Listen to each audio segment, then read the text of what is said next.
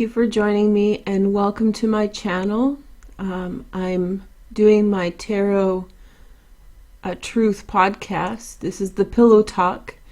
So what you guys are going to see here is just a screen with no video. You'll see this pretty picture of the moon, and you won't see actually a video, so you can just listen to this. And we did this a lot in in the fall. And after I had to get your readings done for 2019. So we haven't done it in a minute, but this is episode 8. And you guys voted for the topics, and love and karma came up in the first 2 spots, really ahead of everything else. So we can begin there. Hi.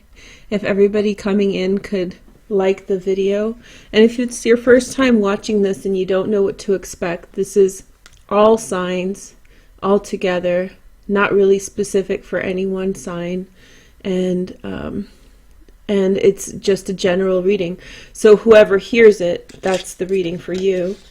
As you can hear, I'm opening the cards and we'll see what comes up. Okay, so if you don't like slow readings, if you don't like just taking your sweet frickin' time, this is not for you. and we don't know what's going to come through, but I had a bit of a paranormal experience this afternoon, just a little bit ago, and so I was like, oh, maybe this is the right time to do this. So, hey girl, hey. All the right things have fallen into all the right places, right? Yes. So thank you guys so much for being here. Please like the video. Can you guys hear everything? Yeah, so where was I, Jessica? Where was I streaming to? Was I on the wrong... Which channel was I on? This is about to be embarrassing. I have no idea where I was streaming to. Somewhere out. Andromeda in the universe. Okay. Does anybody know? Okay, super clear. Yeah, I'm using a really good mic. I have a Rainer mic. Oh, okay, good. I think I was on pick a card. I'm just getting started and situated. Here, we'll give one more refresh for the vote. And we have 47%, 47 love, and 34% for karma. So we'll honor that. Okay, and you guys were very nice to me, so yes, let's delete this. Okay, so let's do it. Hi guys, make sure to like and comment the video. You can hear me getting all the cards out. I've seen the double. It was just my sister. That's funny.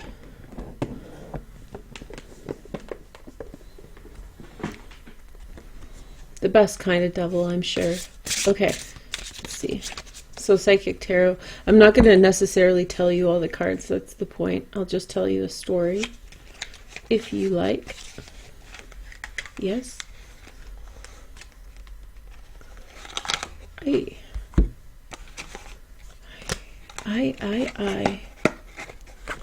Okay.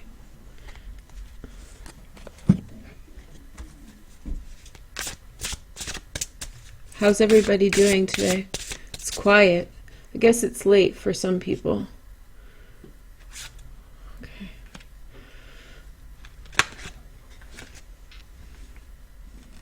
Ready? So if somebody wants to time cap, it's at 4 minutes, 2 seconds. Okay. So, okay. Oh, 2 4s right to the start. You know, I don't really announce cards with this reading, so I'm just...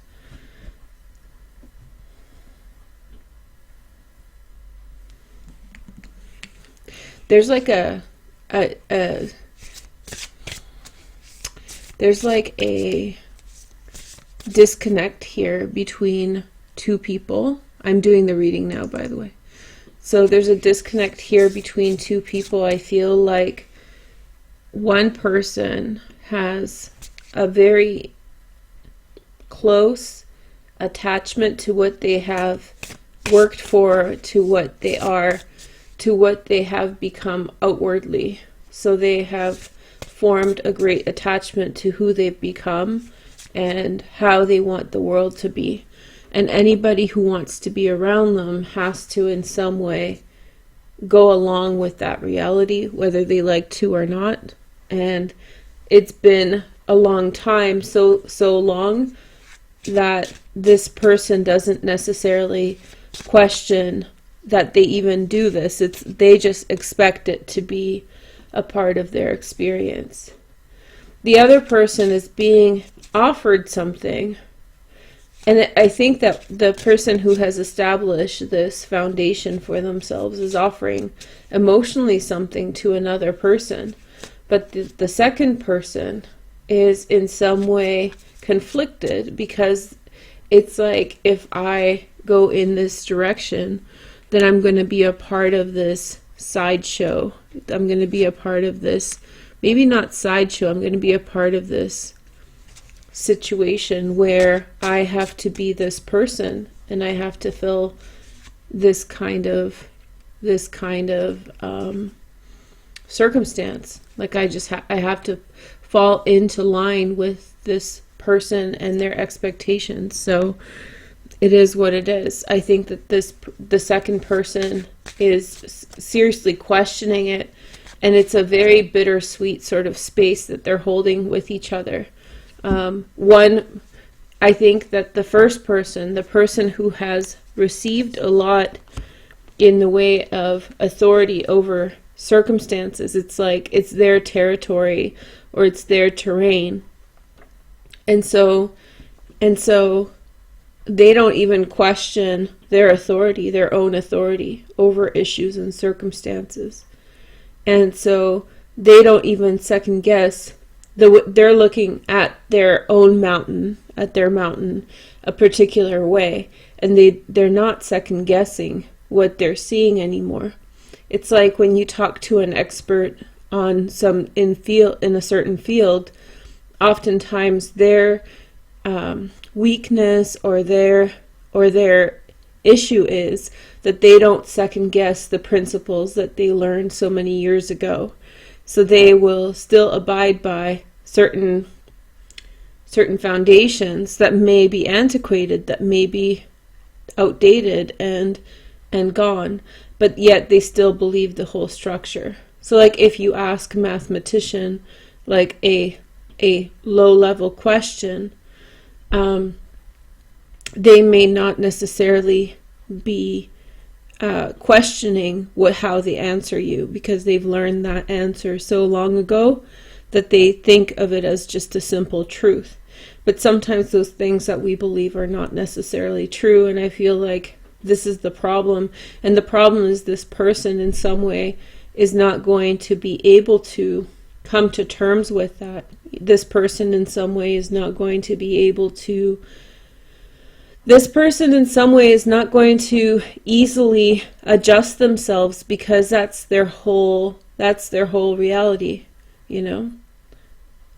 Think of like your grandparents, or like an older uncle or aunt or something, or great aunt, something like that, right? Think about how sometimes people get kind of stuck in their ways, and it would take quite a bit for them to meander back around. It's that kind of situation. But the first thing I really felt between these two people, they have both the number 4, and the main thing is that I think that the person who's offering up all the stability and structure and all the security, they want the other person in, but their challenge is going to be to come back into themselves and confront some of the things that are making life around them so difficult. And my question is, and my intuitive feeling is, that they're going to have a very hard time doing that, not maybe for a lack of desire, or maybe not for a lack of will, but maybe just because it's going to be a very hard thing. They're going to have to confront some things, right? And we all know that these are long processes. They're not necessarily overnight. deals. You don't change overnight like that, especially with things that are very static and very well entrenched in your life. So the other person is they could be a mutable sign. So Gemini, Sagittarius, Pisces, or Virgo. They could be, I feel like they are not necessarily young, but they have had a significantly fewer things in life to be attached to. So they're going through life with maybe more freedom because they have fewer responsibilities. So maybe they never got married, maybe they never had kids, or maybe they don't have a career right now.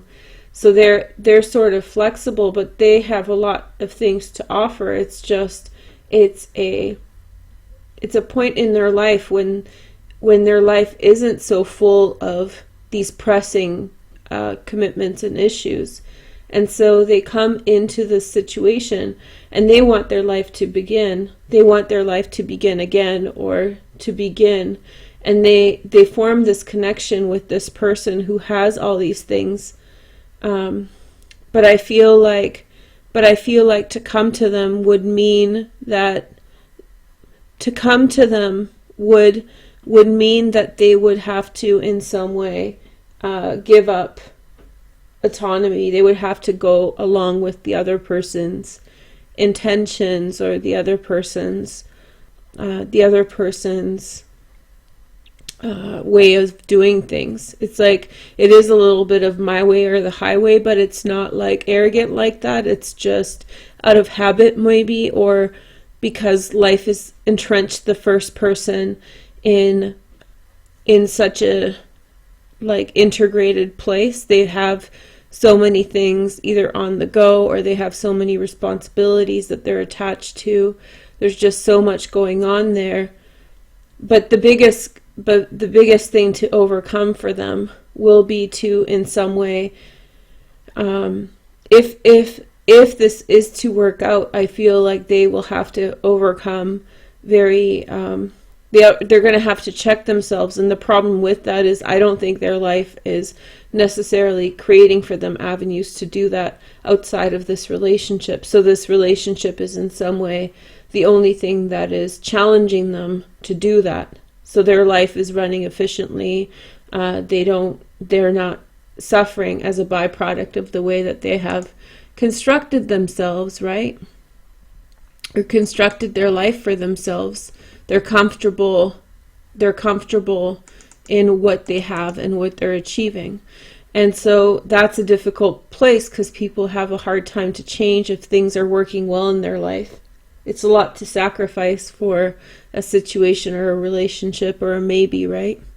So they have a predisposition to hold the same position and be the same way as they were before. So if you're wondering, if you think that the first person is your partner or somebody you're interested in, then I think you have a tall order ahead of you, because I think that that person might be positively reinforced, which means life is giving them a lot of positive direction to keep going in the way that they have been. So there's not much incentive to go the opposite way. And so I think that on some sense, the second person is aware of that. And so I think that they in some way are not taking a step back, but just not stepping in so much, because they know that to be the first person, they've made their choices, you know, and either it's an inability, or I don't think anybody's bad in this situation. I don't think it's a question of good and evil. At the top we have, okay. So at the top, I don't announce cards, but I'll tell you guys what the top arcana card is. It's the High Priestess. So I feel like there is a very necessary reason for these people to know each other. And I think that, sorry to be really metaphysical here, but here's your karmic piece. And I'm using the Sacred Tarot of India Higher Arcana deck. So I think that there's this karmic necessity that in some way is like demanded of the gods. I don't know if you've ever read like Greek mythology or Roman myths or Egyptian myths, but especially in the Greek and the Roman, when the gods wanted something, it was like the gods wanted something. and you'd get your butt kicked if you didn't comply. Not only in the Greco-Roman, many African stories as well around the world. When the god wants something, you give it, or you're going to get your butt kicked. So I feel like this is very displeasing to the gods overhead. I'm sorry that sounds very, very kind of religious, but it's not necessarily with any one religion. Whatever energy is over top of this relationship is displeased, not with the first individual, but with both individuals. They should be trying harder. And I think that there's a purpose for them to reconnect. And maybe it's not in this lifetime in which they're supposed to be super integrated, but only time will tell. We're going to read more. I'm just getting started. So leave a like and a comment if you don't mind. But yeah, so I feel like the universe is very angry that one person is doing not right by the people around them and is too stuck in their own ways and their own success to challenge that, and they're not learning the lesson. So I'm thinking person one, if they don't necessarily find in this situation a point of learning and change for themselves, if they don't change as a person a little bit, then I suspect that the next time around, the next circle around, the next round around the racetrack, the next point is going to be more in their face, demanding more change. They're going to be pushed a bit. So usually I think what happens in most karmic situations is you feel the outer ripples first as you move into the epicenter of a lesson. So the first signals are quite faint. Oh, you should do this. And if you pick up on that, then you can change your path and align with the right direction. But if you in some way avoid those primary lessons and keep avoiding them, that's how tower moments happen, because things build and build. So I think that there's going to be a curveball that the first person faces, that person who has their, like, the fixed sign person, maybe Scorpio, Aquarius, Taurus, or what's the third one? Scorpio, Aquarius, Taurus, and Leo, fixed sign, but not necessarily, but like the more firm fixed energy in this relationship, if they don't start loosening up a little bit and changing, taking a look, getting out of the tunnel vision mode, then I think that they have some, things around the corner for them. Maybe not in this lifetime, but maybe, I feel like it's basically like the conversation right now, the big karmic, metaphysical, celestial conversation in this first person's circumstances. Either you get to make the choices now in a nice environment with happiness and ease and pretty harmonious, or we're going to kick your butt and you're going to have to gun it. So it's just, you have to make that choice. If you're the number one person, the first person I talked about, then you can go gently, or you will be challenged to change those things about yourself later. But the challenge in that comes, sometimes people don't really know what it is that they need to change, right? So we want to think about Chiron moving between Pisces and Aries, about who you are, right? So Pisces is about your karmic connections, and Pisces Chiron is about karmic connections, awareness into past lives and all of that stuff. But I feel like, and the card in front of me, it looks much more like Chiron and Aries. It's like, who are you? The number one person might actually have to make some sizable changes in their life, and that could be a very difficult task for them to do so. The second person is more malleable. They're more, like I said, mutable signs. But they feel very much as if they have, I don't think they're young necessarily, relatively to whatever you feel, but I do feel like that person in some way is maybe not young, but I feel like they've lived through some things, and they just basically need someone to recognize that maybe they don't have the world at their feet, but they know their self-worth, and they know that they can't sacrifice their soul. And maybe this is their karmic lesson. Their soul can't let's look at this a bit deeper, because there's a lot here. I'm just picking up on it now. And so in the second piece, this is the second person, the mutable person. It doesn't have to be a mutable person, but think of more mutable energy. This person has been through a lot, so think of mutable signs as being the closing out energy.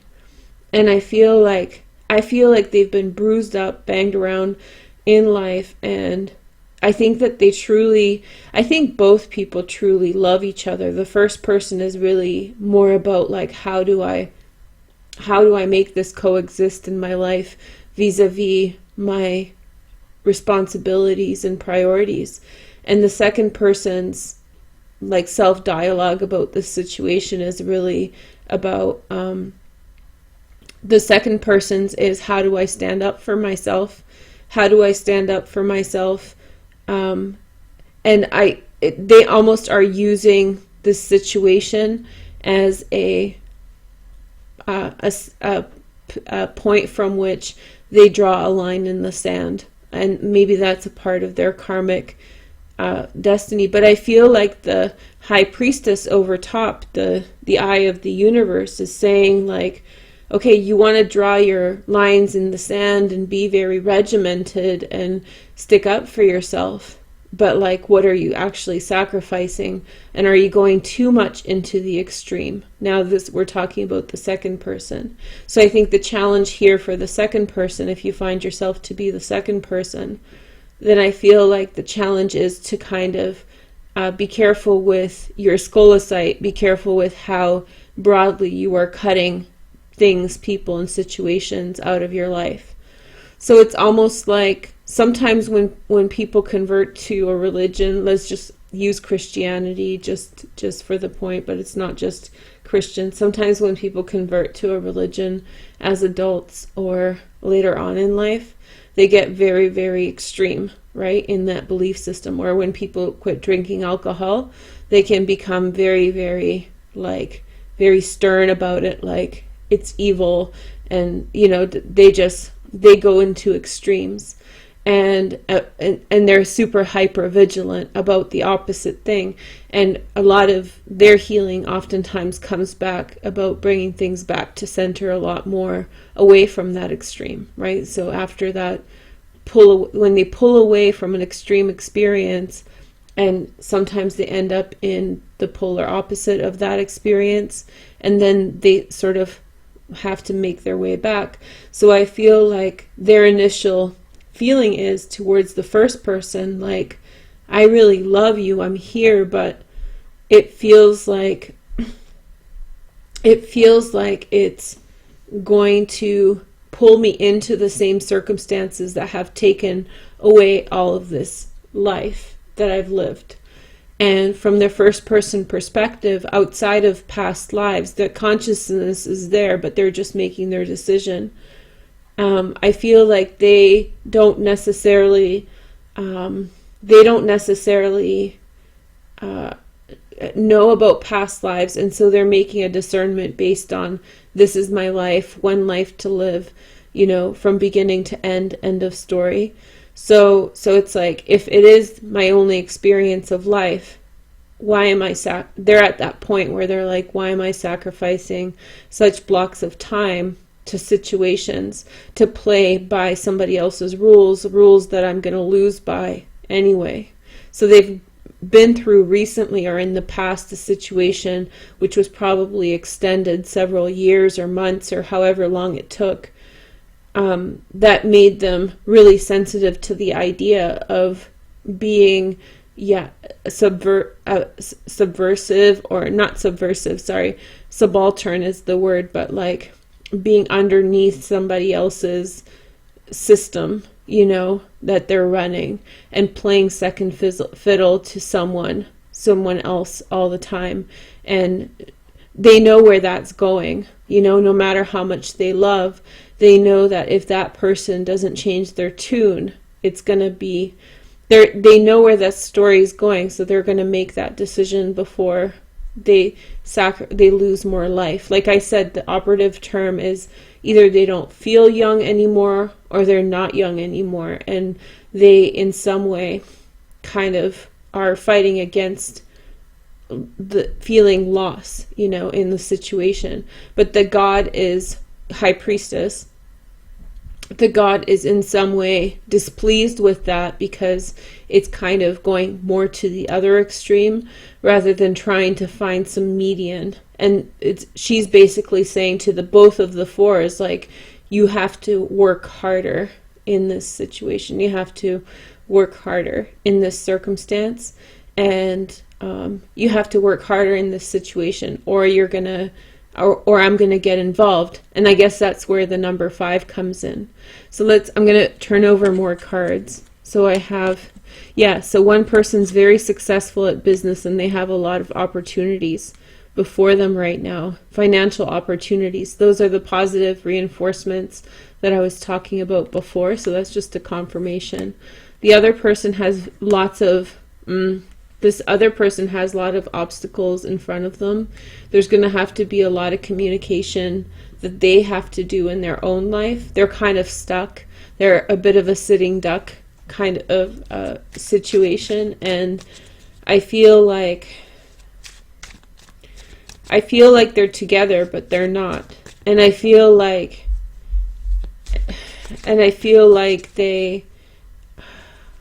they're two people on two vastly different pages in their respective books. But the weird thing about the whole situation, and we don't have time today to see how karmic it is, but my shot at it is that it's very, very deeply karmic, where at some point these people were in some form of relationship that was deeply, deeply connected, and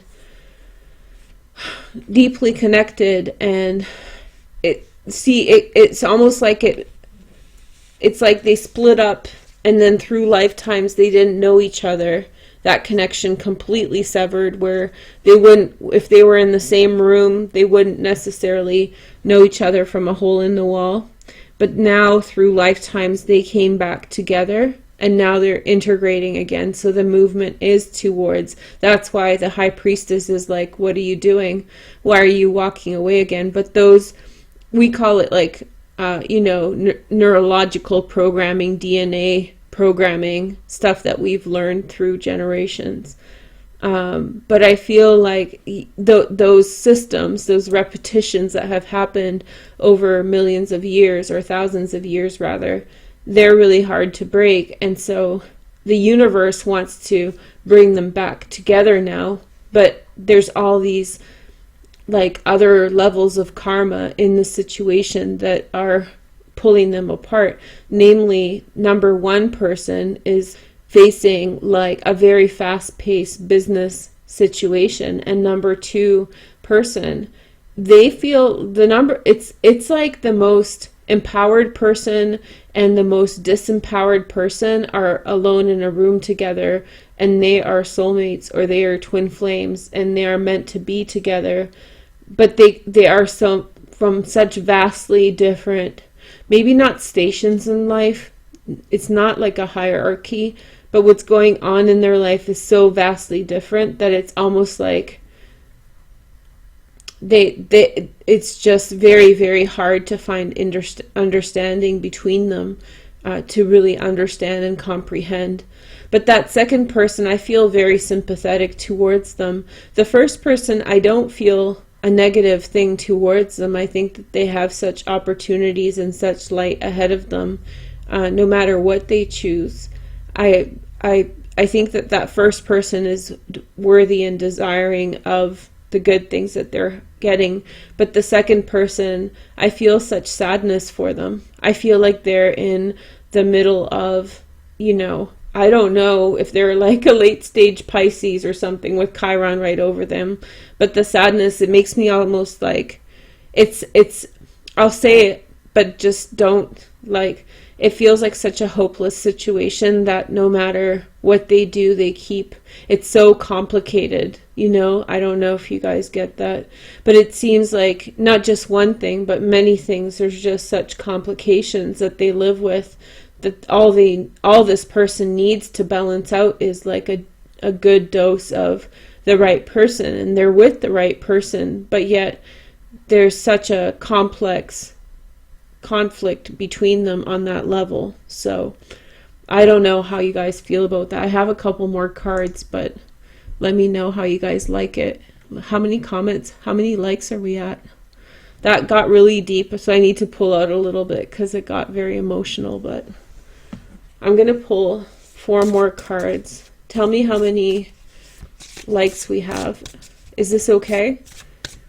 Yeah, I felt like it's been a minute since I've done this reading, but I miss it. And when I was doing other things, it didn't get, yeah, that second person made me so sad. It was like, it's like a person who, based on where they live or based on their like life circumstances, they just can't like beat it, you know?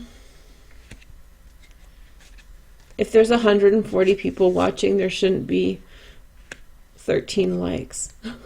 That's just offensive. I'm sorry. But anyway, yeah, and these are high energy readings too, so you guys know you're getting my... Okay. Hey Chrissy, how's it going? Well, if Chrissy's here, I'll keep going.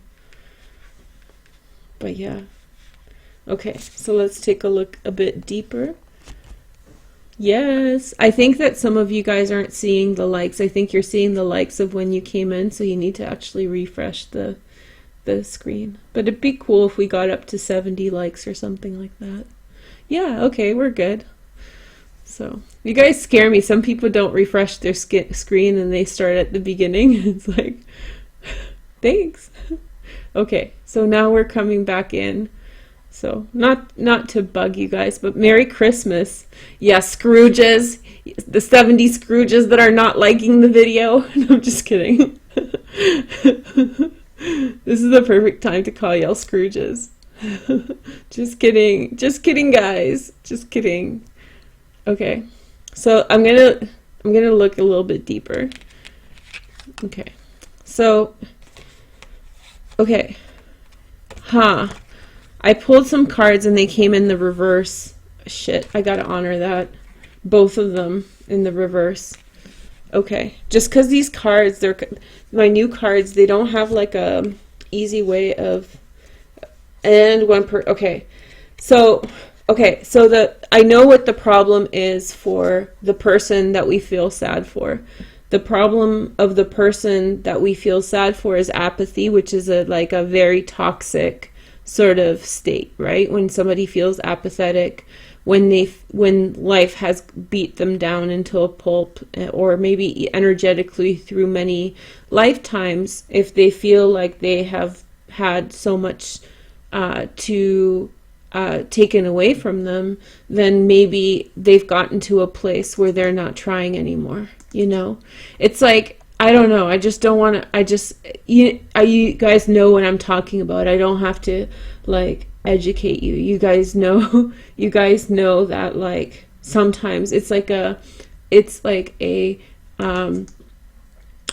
illness of spirit that happens, you know?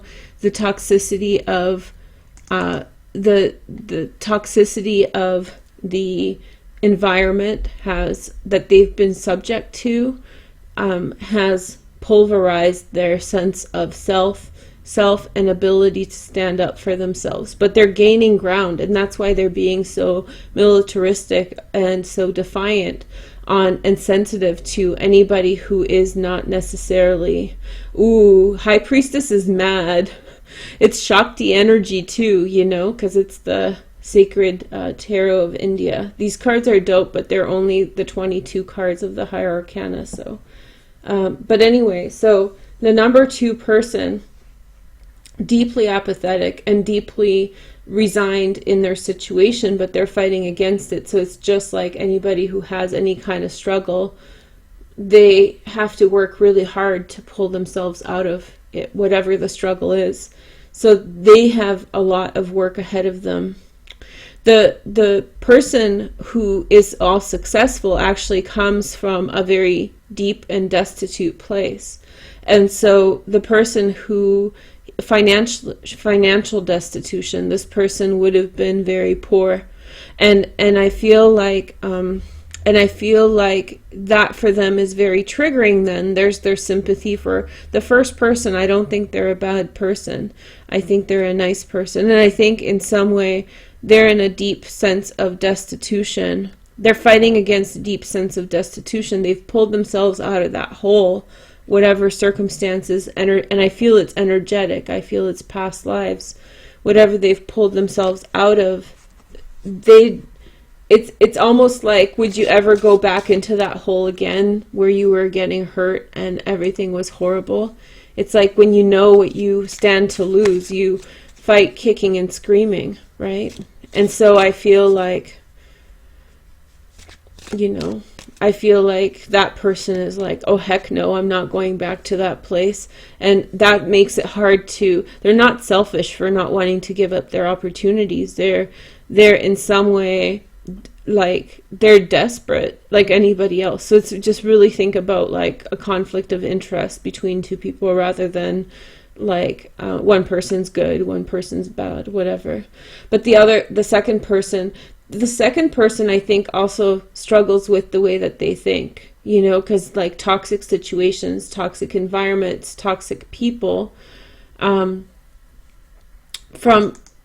toxic situations, toxic people can actually influence the way that people think. And the longer that people are in those kinds of environments, the more the more that they can be vulnerable to it, and the more they can be entrenched in just very deep vibrational lows, right? So it's a big journey ahead of them, and it looks like they're going to have to do quite a bit of communicating to free themselves out of the current blockages that they're facing. This is number 2 person.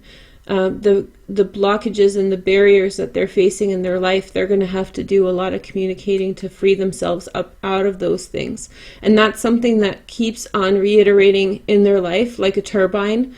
So again and again, they're getting pummeled with blockages and opposition, challenges, because they're in the thick of that forest. They're in the thick of that.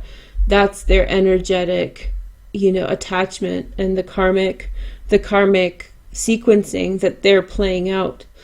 It's huge. It's like they desperately, like, one of the things that I feel like they desperately need is like a highly functional, high established person, a person who's maybe doesn't have a lot but energetically is at pace. And that's why I think they desperately need each other, and that's why the gods are not happy, because the high priestess Shakti looks like she's pissed as all crap, like, and her third eye, the awareness of the universe, is like just glaring down at them and saying, like, what are you doing? You're devastating each other. You could jump by leaps and bounds by connecting at this point, and you're looking away from each other, and it's like, number 1 person, are you ready to let go of the past? And number 2 person, like, will you make it and be able to turn? Will you be able to turn and reverse the apathy into hope and productiveness and start building that up? Easier said than done. It's going to take many, many repetitions, right? So it's like little by little. Okay.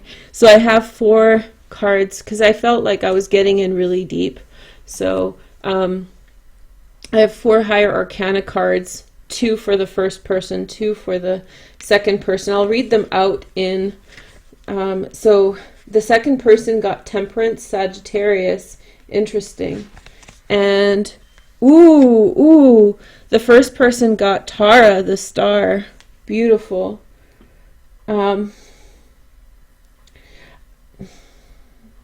I think that the first person's situation has to do with divine intervention.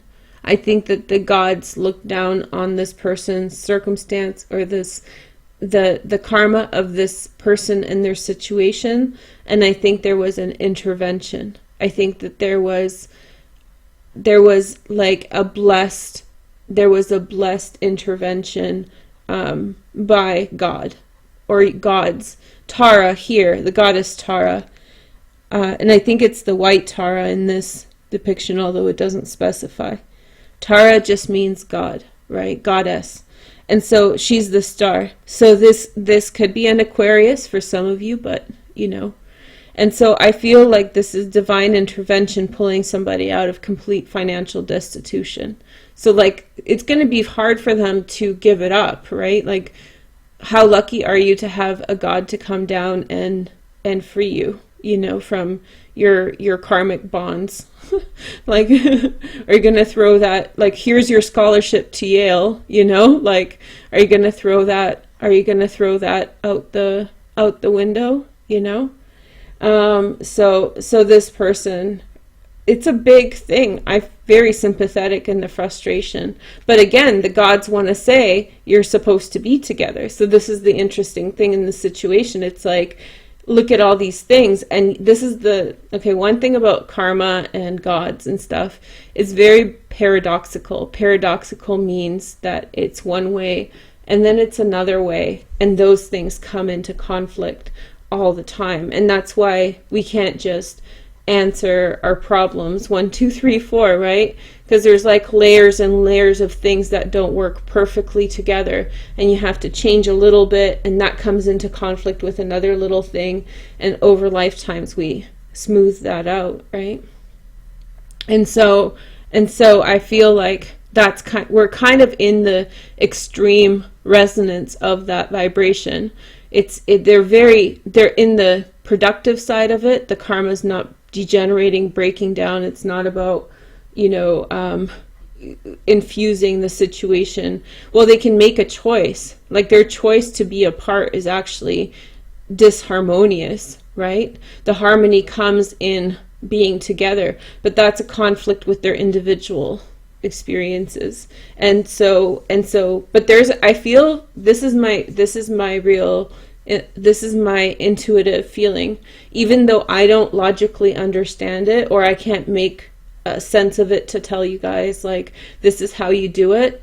I do have a feeling. It's a strong resonance, and you guys know how I talk, so you know when I'm just like, oh yeah, whatever, maybe it'll work out, maybe not. But I feel like there's a strong resonance that these people need to turn their stuff around and look back at each other. Somebody went to Yale. Yeah.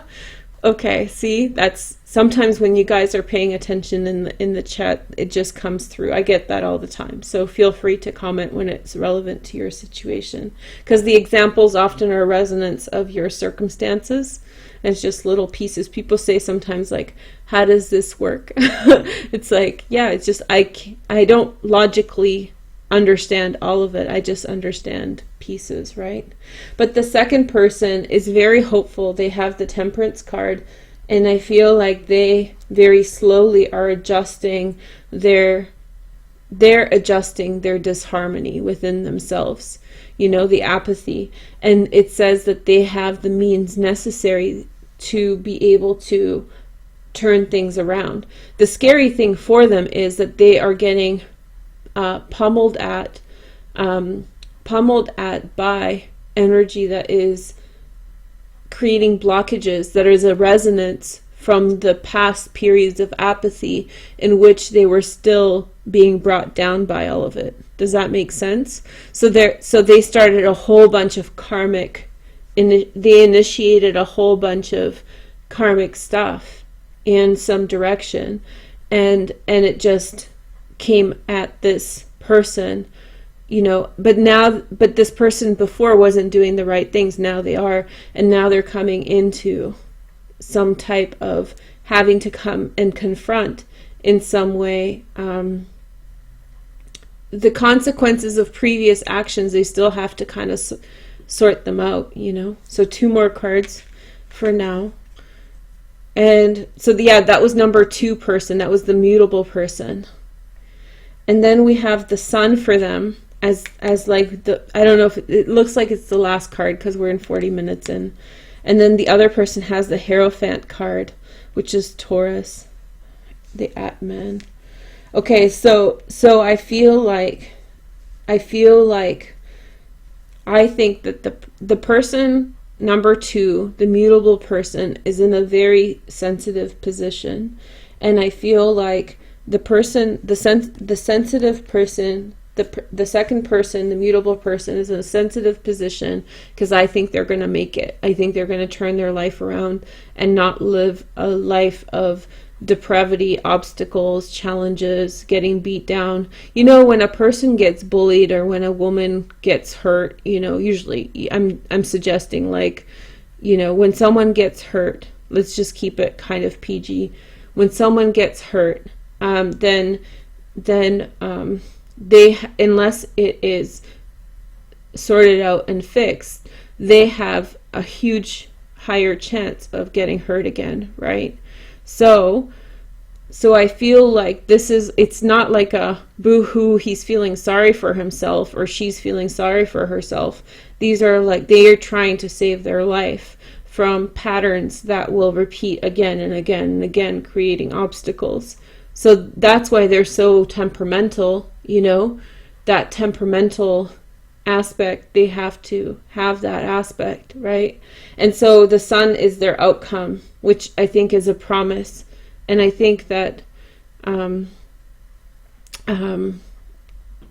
the sun is the promise, and it's the resolution, it's a hope, and it's strongly saying that it's gonna, even though right now it may feel like it's like a tall order, because, like, you know, maybe there's a ton of credit card debt, maybe there's like no car, maybe there's this or that, things just feel like out of, way beyond control, and so many hurt feelings, like the social infrastructure is eroded, right? So this person feels like, you know, they have to do something to change it, and it doesn't feel like there's a place in life for them.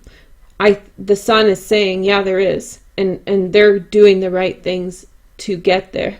The first person, I feel like they're going to go to be a part of some type of institution, and they're going to have a point of enlightenment in which they harmonize the experiences they have had with financial depravity and financial lack, you know, the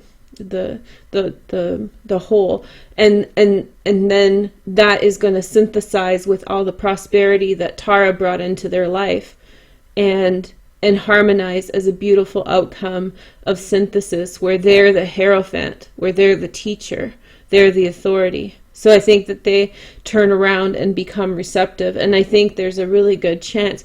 This is why the gods are so angry or frustrated right now, because they're looking down at this situation and being like, you guys are wasting time. Like, what if something happens? What if an accident happens and one of you die and you're just dragging your feet? Like, that's the bottom line. It's like, your promise in front of your relationship is so bright and so hopeful. It's like, why are you... Free choice is a thing across all religions, or most religions. Free choice is a thing. So you get to choose, right? And I have things to say about that. You get to choose. It's a beautiful concept. You get to choose. There is autonomy in the system, right? Like, there, you choose where you go, and that's going to cause an outcome that is going to influence your future life. And these people independently, they're heading in, one gets the Hierophant, one gets the sun. So it's like, they're not going in bad directions at all. Let's see. I have like, so it's, we ran out of time, but I have so many cute little cards here, and I'm going to maybe take a picture if you guys are nice. If you guys are nice and get a lot of likes for all these people watching, maybe just maybe I'll show you on Instagram. It's so fun when I have like my technologies back. It's been such a minute. Okay. And then I'll use, okay, 3 more cards and we're done. we'll come back. We'll do more. I already did half an hour longer than I thought. But since you guys did, we got karma. Awesome. Thanks for the likes, guys. You guys are the best. You guys are the bomb.com. Okay. Let's see. So, okay. Okay.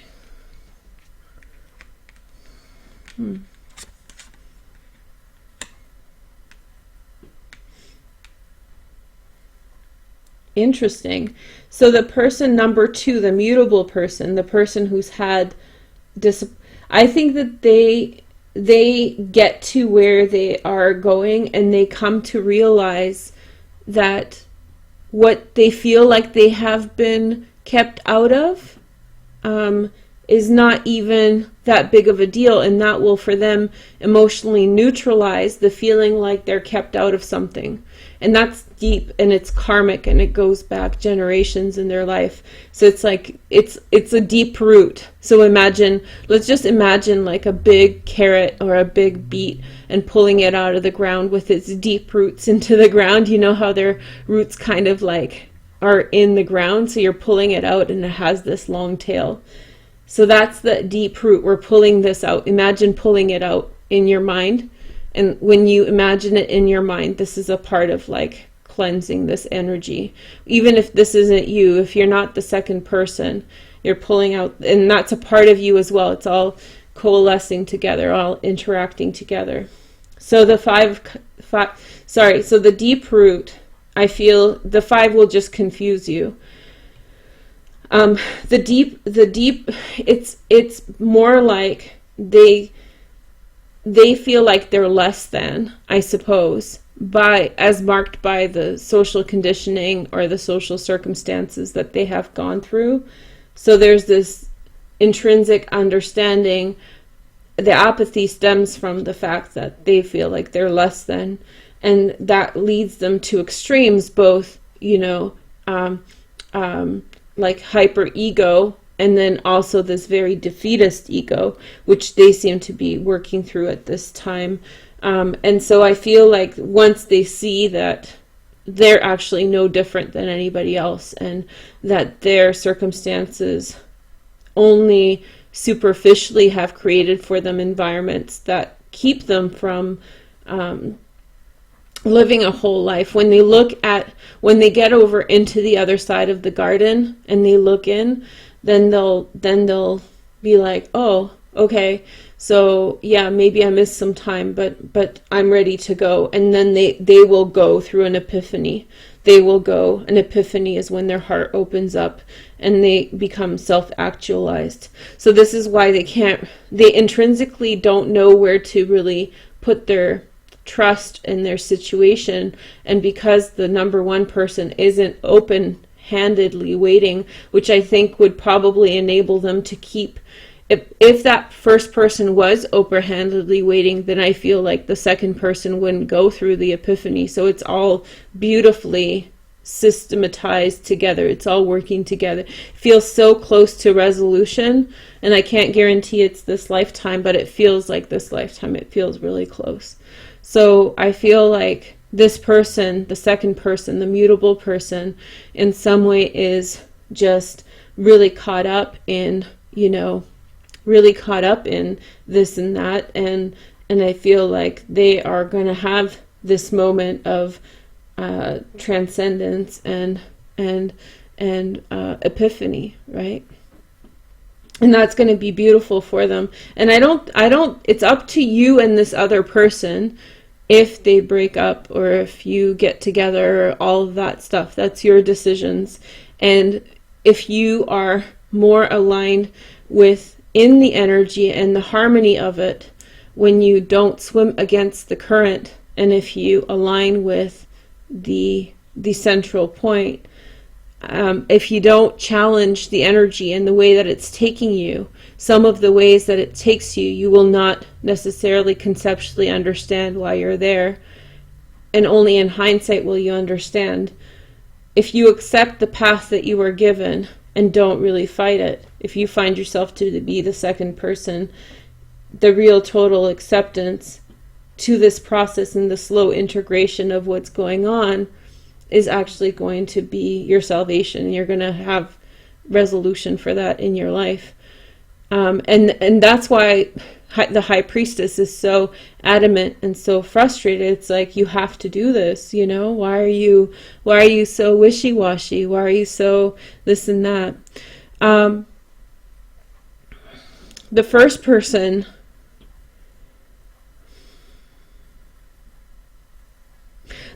person is called upon to give something good to someone else out of their goodness of their heart, so they can't construct it.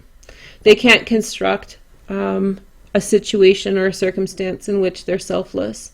They are just going to have to do that in that moment, and that's going to be the test. And if they pass, they will become the Hierophant. If not, they will consistently fight against still be working out the extremes of super success and super poverty in their life. Are you guys ready for the last card? And then we're going to finish up. Make sure to like the video before you guys go. Thank you for watching. I hope you liked it. And happy holidays, you guys. So the outcome is, it's beautiful. The outcome is, I'll read the card, material and spiritual prosperity. So material and spiritual prosperity. And so isn't that crazy that on the side of where the material is, that's number 1 person, and on the side where the spiritual is, it's the number 2 person? And it seems like that aligns perfectly with each person's circumstance as it's written on the card. So at the way that it's literally written, material and spiritual prosperity is the 2 paths. And I chose that card way after everything else. Like, you know, it was in the deck. I pulled it out face down in front of me, turned it over, and that's how it aligned. So if you listen to the whole reading, you will see how it's in perfect synergy. And so pretty exciting. I feel like these people together will experience material and spiritual prosperity. So it's just your boneheads if you're not getting over your own respective things and coming together, which I know isn't a very like Zen high teacher lesson, but I just think I think the lesson is like, get over yourself, but in the most sympathetic and compassionate way. And ironically, so the last card that I drew is the 6 of Pentacles, which is the material and spiritual prosperity card in the Psychic Tarot it's the Psychic Tarot. Now the number 1 person, the state from which they came was the 6 of Pentacles in reverse, which was the weird kind of alignment from this deck of cards that I got that keeps on coming in reversals and upright. I don't really like that part of it, but I guess that's the challenge I need to face right now. So the 6 of Pentacles, which is in reverse, which you guys know I don't read reversals, came up in the reverse for this person as their past, and I feel like it turns around for them. So they may not think that they may think like they're quote unquote sacrificing something, but in fact that person is the answer to their success. And likewise, it's a perfect mirror. The number 1 person, number 1 person is in some way the number 2 person. Sorry, the number 1 person is the resolution of the number 2 person's circumstances. Yeah. How is that? Do you guys want one more card, or should we just not tempt it and just honor this space? We should just leave it like this, huh? So much for a 15-minute reading. Go get yourselves a karma reading. I've noticed that a lot of people miss the North Node in Cancer video. It's in your playlist down below. You should definitely check that out. And Sagittarius, Jupiter. Those readings are going to be in your playlist for a while. Yeah.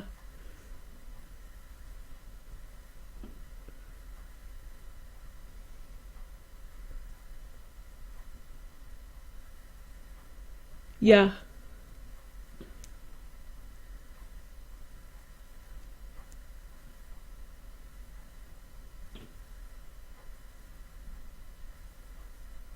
Okay.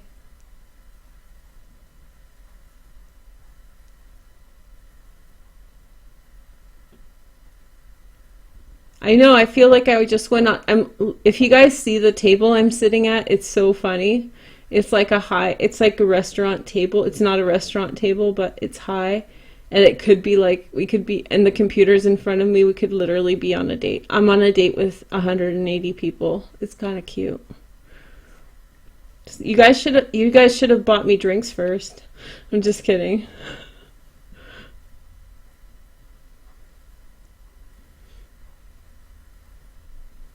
Okay.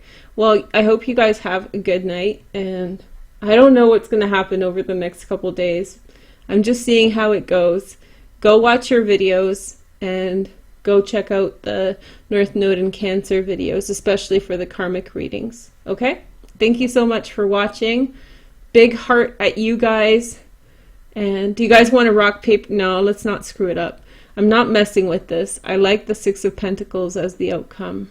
And if you guys are nice, then I'll post this on Instagram. Okay? 180 drinks later. No. I can't get through one drink and not feel sick, so that would not be nice for anybody. So, good night, you guys. Thank you for coming. Bye. Happy holidays.